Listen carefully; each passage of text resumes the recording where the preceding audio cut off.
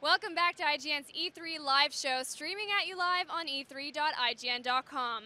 An overload of game demos, interviews, and cool stuff for the next 3 days. Next up, we have Resistance 3, the ongoing saga between humanity and dinosaur alien thingies. So take it away, Colin.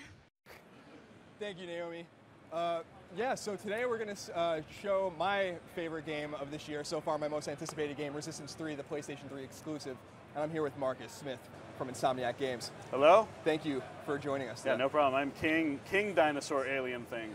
Okay, so Resistance is only on the PlayStation, and maybe some people haven't played it or aren't familiar with it. So before we get into the demo, I was curious if maybe you can just tell me what Resistance is. Sum it up.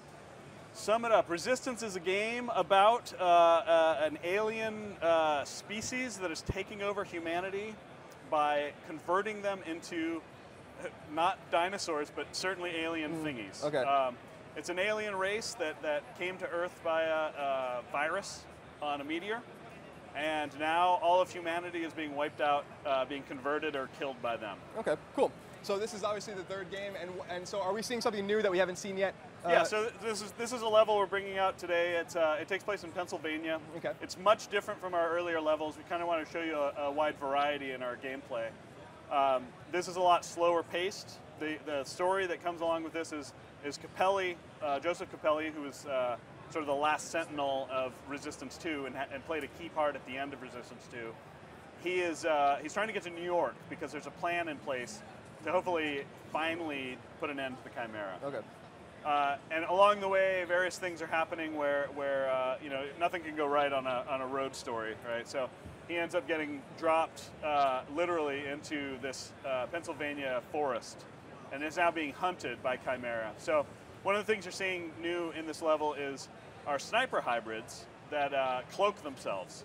So the only way you can really see them is when they're using their sniper rifles, and you can see their sights, their red laser beams. Okay. When they're moving around, you can't see them, so you really need to be careful. So this level is very different in that it's more slow and methodical and kind of moody. This is a level I would want people to be playing with headphones on or a really, really good sound system to appreciate the mood. Okay, cool. Yeah, I mean, what I noticed is, you know, the first game, obviously, Fall of Man is really about Europe falling, and then the second game's about the United States falling. So this game really has even a darker vibe because humanity has basically lost, right, to the Chimera. Yeah. So this is 4 years after Resistance 2. Basically, humanity is lost. They've got their backs against the wall. It's just a few small survivor groups that are kind of scattered throughout the world that you'll be meeting along the way. And this is a vibe that's a lot less about, you know, big military forces, but a lot more about this one guy and his story of trying to get across the country. Okay, cool.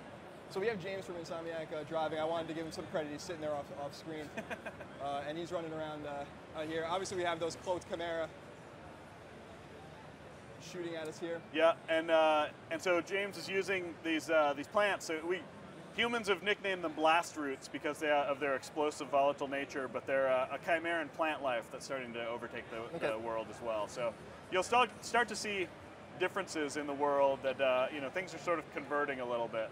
It's not the world you're used to, anyways. Okay, cool. It's not your father's 1957. No, it certainly isn't. And obviously, you know, for those that don't know, Resistance does take place on an alternate history timeline. So where does it branch away from what actually happened to, like, your guys' timeline? You know, World War II never happened, but there was a lot of fighting going on all around the world. So there have been a lot of advances in the military technology. So you'll see a level of technology both from the Chimeran side, but also from the human side that's a little bit more advanced than what you would normally expect in 1957. Okay. So a lot of just different political strike. We have volumes of backstory up on our websites, and you know, people who are really into the backstory can find all that stuff on our website. Okay, cool. It's also easy to lose a lot of time on the Resistance wiki if I do say so myself. Yeah, that wiki is awesome. Those guys who are putting that together, it's awesome. Yeah, some good nerdy stuff over there. Some super nerdy stuff. I love it. I've seen James several times bring up the weapon wheel, and now I know that people have, you know, people missed that in Resistance 2. So were you guys listening to the fans and wanted to bring that back for them? We certainly were listening to the fans. I think the main thing was Resistance 2 was just a different game, and we were trying to play up just a different set of rules for what you were doing. And with Resistance 3, it made perfect sense because it's all about player choice, and we want to give players like a lot of different pathways to take, but also with primary fires and alternate fires and all of our weapon upgrades, you just have a lot of options. So the weapon wheel goes part and parcel with that you can pick what weapon you want at any given time. Okay. Cool. Now we're finally, the conflict with, I guess, standard Chimera are Yep. finally trying to pick up. I guess we would be loath to ignore the question from IGN user Funky Table, Funky Table. who wants to know, has the number of enemies on screen increased from Fall of Man and Resistance 2? Are there more enemies? I would say yes in general. We have certain spots in the game. Again, we want to play up variety as much as possible. So there are places in the game where we have a lot of enemies on screen. In an area like this, you're not seeing a ton unless you screw things up and they all start coming for you. Then you'll see a large number on. Hey, we get audio now too. Yeah, sweet. So thanks for asking, Funky Table. Yeah, Funky Table, thank you for your question. And also, I mean, now that the Chimera, I guess, are making themselves more at home on Earth, they're terraforming the planet and doing all those things, are we going to see lots of new types of enemies too? We will be introducing a lot of different enemies along the way. We haven't really been announcing a whole lot, but yeah, there's definitely going to be a lot of new people, new to the franchise enemies. Okay, cool.